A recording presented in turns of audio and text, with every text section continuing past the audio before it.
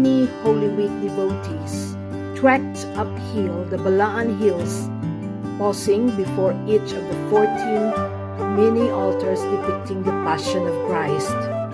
To most of them, it's the Lenten season pilgrimage, but to others, it is the touristy thing to do in Sitio Pataan, Barangay Mailon, Bago City.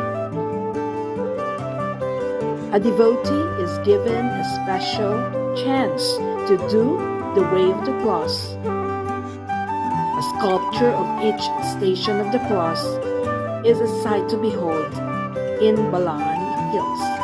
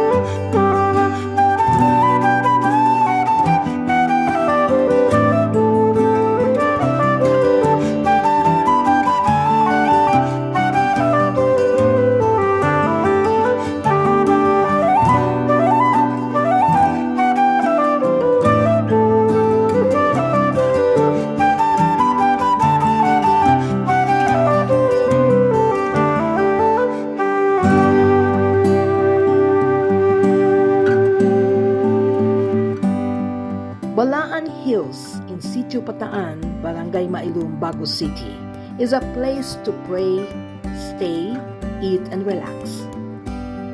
Enjoy the open scenery at Balaan Hills.